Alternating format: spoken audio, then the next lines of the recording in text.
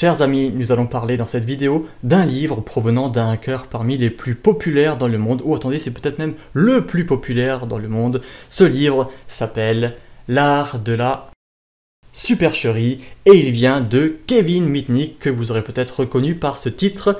Kevin Mitnick, si vous ne le connaissez pas encore, c'est un hacker très célèbre pour ses exploits. Et à propos d'exploits, j'ai fait une petite liste de ce qu'il a fait par le passé. Il a accédé illégalement aux bases de données de Pacific Bell, Motorola, Nokia, Sun Microsystems et a même tenté une intrusion dans le réseau du Pentagone. Il a été arrêté plusieurs fois par la police et a fini recherché par le FBI pendant 2 ans où il est devenu le premier hacker à figurer sur la liste des top 10 des fugitifs les plus recherchés. Et puis une dizaine d'années plus tard, il devient consultant en sécurité informatique et fournit des services de cybersécurité pour les plus grandes entreprises du monde. Comme quoi, avoir sur son CV arrêté par le FBI, finalement, ça peut peut-être servir.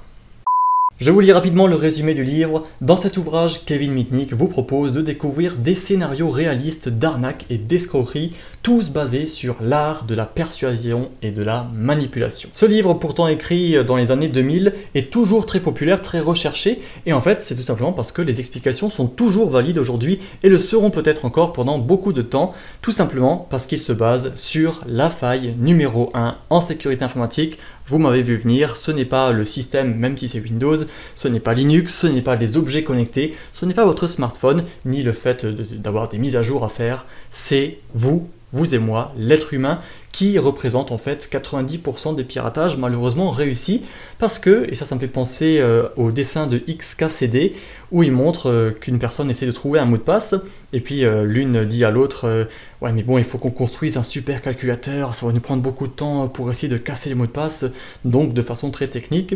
Et puis l'autre dit, écoute, tu prends une clé en métal à 5 $, et puis tu lui tapes sur la tête jusqu'à ce qu'il nous dise le mot de passe tout simplement.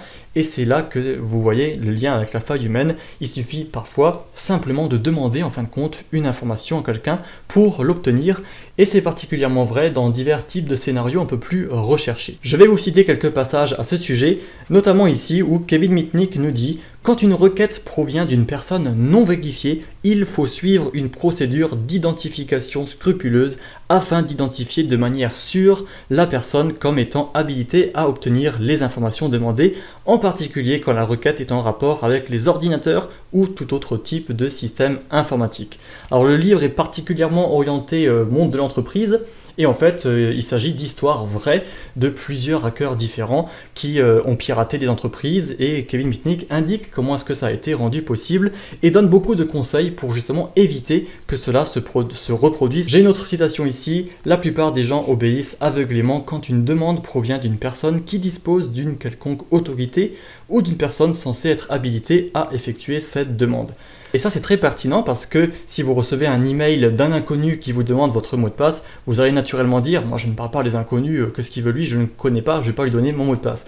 Mais si vous recevez un mail se faisant passer pour la sécurité sociale, pour la poste, pour un ami, pour un ex, pour un patron ou je ne sais quoi, et bien là vous allez potentiellement vous dire: ah mais si c'est lui je peux lui donner parce qu'il en a besoin, parce que si c'est lui qui demande c'est pas très grave. Alors que ça peut très bien être un pirate se faisant passer pour quelqu'un d'autre. Ça paraît très logique, très évident dit comme ceci, mais pourtant la réalité est bien là. La plupart des piratages sont bel et bien dus à une faille humaine qui peut être bien sûr un peu plus recherchée que ce que je vous dis ici. Alors bien sûr, Kevin Mitnick ne raconte pas que des histoires d'autres personnes, il parle également beaucoup de lui, et il indique même parfois comment lui s'est fait avoir. Par exemple ici il nous dit: j'ai alors constaté, médusé, que mon collègue avait obtenu l'accès à ma feuille de paye et qu'il s'intéressait à mon salaire. Je n'étais dans l'entreprise que depuis quelques mois et sans doute Joe ne supportait pas l'idée que je puisse être mieux payé que lui. Quelques minutes plus tard, j'ai vu qu'il téléchargeait des outils de hackers qui ne sont employés que par les pirates peu expérimentés qui ne savent pas en programmer eux-mêmes.